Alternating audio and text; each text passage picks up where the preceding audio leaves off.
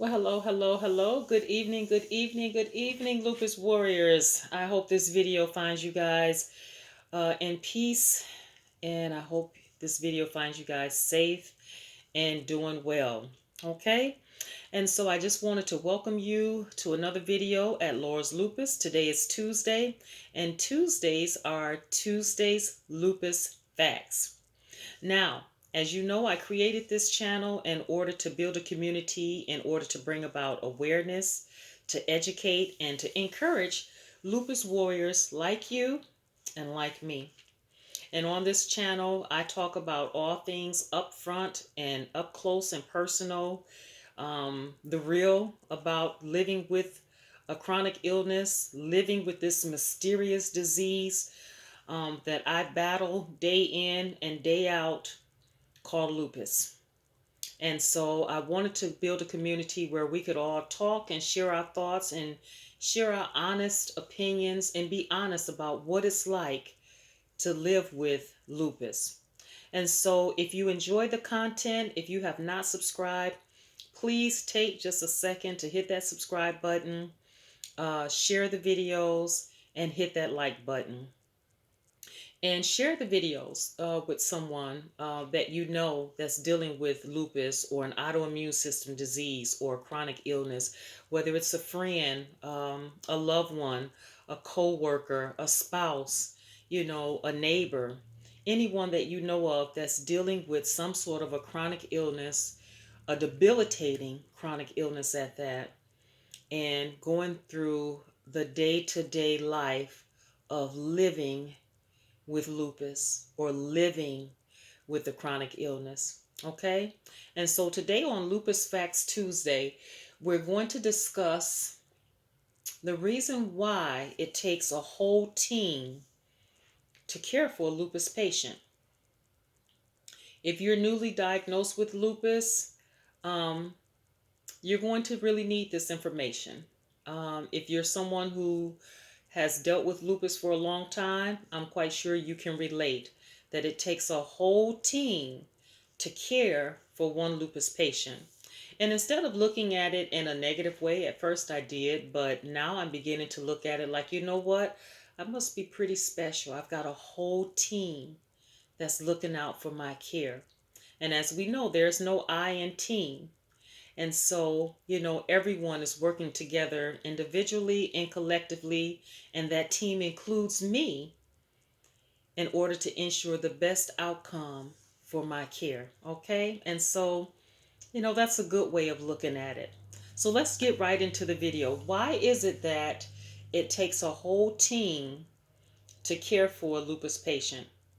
Well, fact number one is that in the first year, and this is something that I wish someone had told me when I was first diagnosed with lupus, in the first 2 years, I'm sorry, as a lupus patient, you're going to go through a lot of changes. And the first change is going to be there's going to be an increase in symptoms and diseases that fall under the umbrella of lupus. The second thing is that within the first 2 years, it's a fact that a lupus patient, there's an increase in medications. So you may start off taking maybe one or two medications, and then the next thing you know, you may progress to taking several medications at one time. Or there may be medications that are added, taken away, doses that need to be adjusted, but you're going to find yourself on more than one medication at one time. And so I wish someone had told me this because, my symptoms increased, and a lot of things that I didn't look at as a symptom of lupus were actually a symptom of lupus, in which I had no clue. And also, these changes occur because lupus is a systemic disease and it can attack any area of the body. No area of the body is off limits. But when you start needing a referral to specialists is when it starts attacking five of the major organs of the body. And those five organs are the heart, the lungs, the brain, the liver, the kidneys, and then I want to add a number six, the skin. Because as we know, the skin is one of the largest organs of the body. It's our first line of defense. It's our barrier that protects us from the world and the viruses and the bacteria and the germs and the fungi of the world. It's our first line of defense. And so lupus can attack the skin as well. And so when we're first diagnosed with lupus, normally what happens is that, your primary care physician does a physical, does some blood work, and something comes back that needs further investigation. Now, as a primary care physician, they specialize in routine care. Not too many of them that I know of specialize in autoimmune system diseases. And so, if your primary care physician does not have a specialty in autoimmune system diseases, then what they need to do is refer you out to a specialist.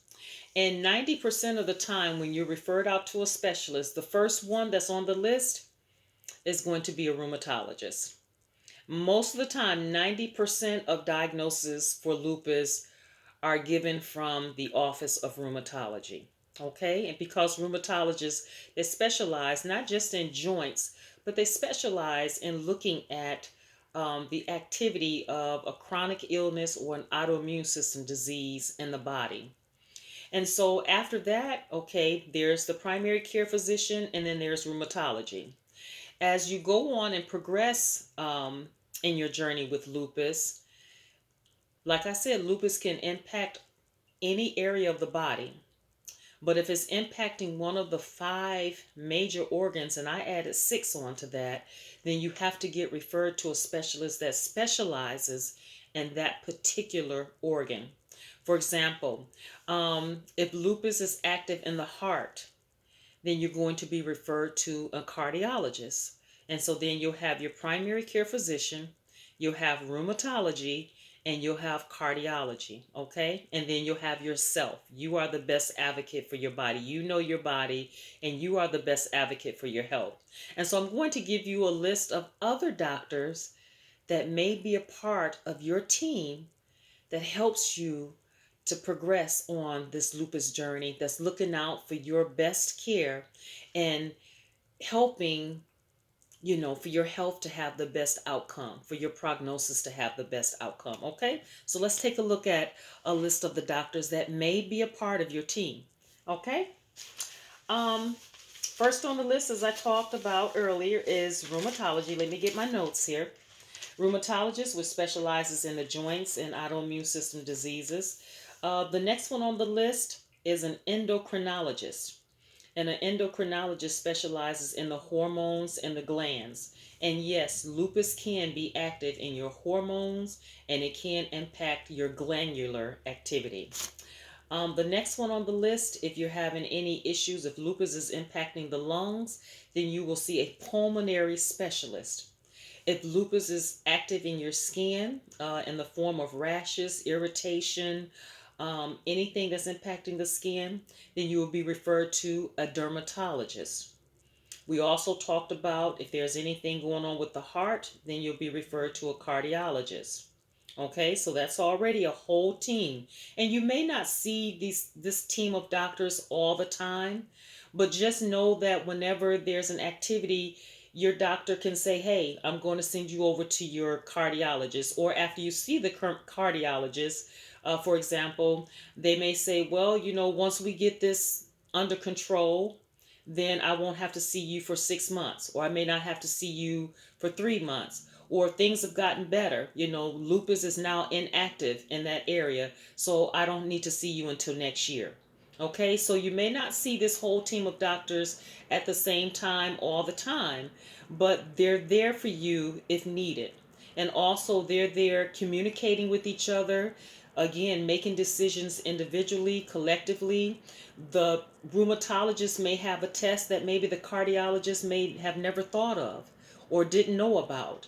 Um, the pulmonary specialist may have a test that maybe your primary care physician never thought of or didn't have a clue that was available.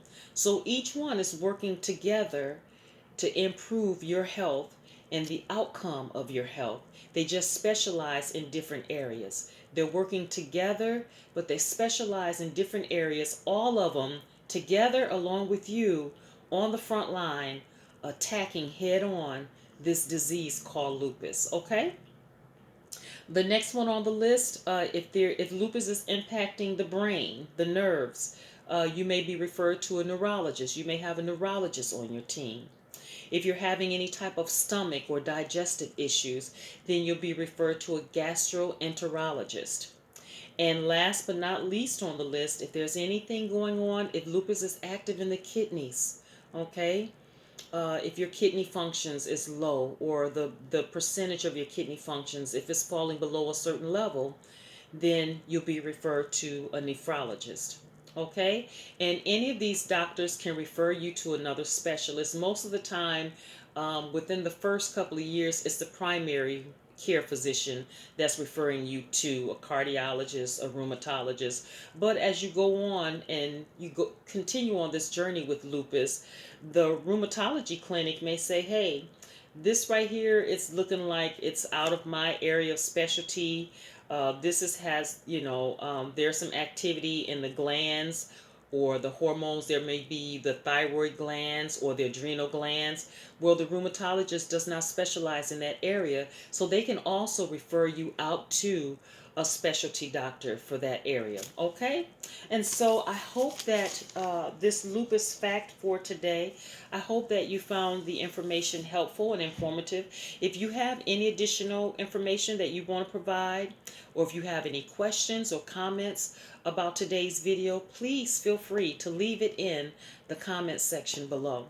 And so, as I always say at the end of every video, there is life after lupus. So take care, my friends, stay encouraged, and I will talk to you real soon on the next video.